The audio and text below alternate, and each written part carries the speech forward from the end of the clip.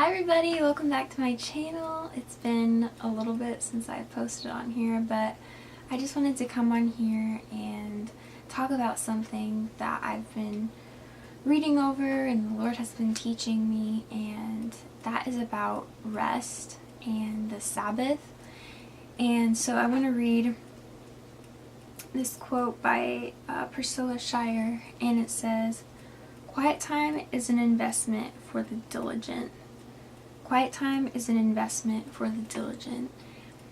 And I think so many times in today's culture, it's so easy to neglect rest and to come up with excuses, or just to be so busy that you get in this mindset of, oh, I don't even have time to rest, or maybe you think resting is being lazy, not being productive. But I've kind of been thinking, just like in fitness, when you're training and your body at a certain point, it has it and it has had enough and it needs a day or two to recover so that you can maximize your energy and your strength training, so you can maximize that time on those other days where you are training. And I feel like in the same way, our spiritual life and just our day-to-day, that we have to have some degree of rest, because the Lord, that's one of the 10 commandments that He has given us. And I think sometimes we overlook the Sabbath and think, oh, that was for the Old Testament days, we don't need to do that anymore. But some of the things for the Sabbath, that was just for the Old Testament. But I feel like there are some things still that remain true for today. Just basic, what are you doing every single day to find some rest? And not just popping down in front of a movie for 2 hours, but some things that are going to feed your soul and feed your mind in a biblical way. And I think it's not coincidence that that is one of the 10 commandments, because God knows exactly what we need. He knows humans better than any of us could come up with a solution, and He knows what we need, and He knows that our bodies and our minds, that we need rest in order to fully take advantage of the other days, the other tasks in our life. And so something for me that I'm trying to implement is just asking the Lord, what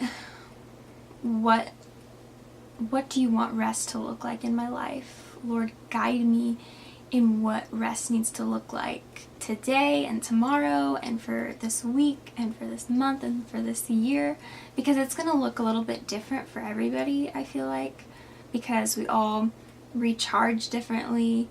But I don't want it just to be a recharging of watching YouTube videos or watching a movie, but things that are actually going to feed my soul, and things that the Lord wants me to find rest in throughout the day and throughout the weeks. And so I hope that encourages someone out there who you've just been feeling discouraged and just feeling drained, that your body needs rest, and that you are not, by stepping away for a little bit each day, or for a little bit each week, for a day each week, you're not neglecting being productive, you're not being lazy, you're not, all these lies that I think the world tries to put on us, because,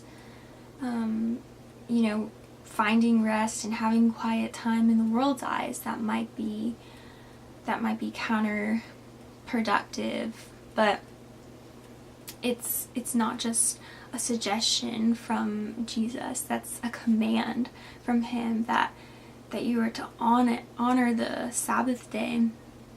And everybody's Sabbath is going to look a little bit different. So I think just being open to what the Lord wants you to do and where He wants you to find rest, if that's on Sunday or if that's on a Tuesday. You know, it doesn't really matter what day or what time of day, you know, because that's between you and God. And just spending those extra minutes rather than, you know, just watching a movie or whatever, but spending those minutes going deeper in God's Word, or just worshiping Him, or reading a book, you know, something that's not going to drain your mind even more. Because sometimes when we're watching movies or we're going through social media or whatever, sometimes it can just turn off our brains completely. So finding something that works for you where you're able to recharge and find rest. So hopefully this is an encouragement for someone,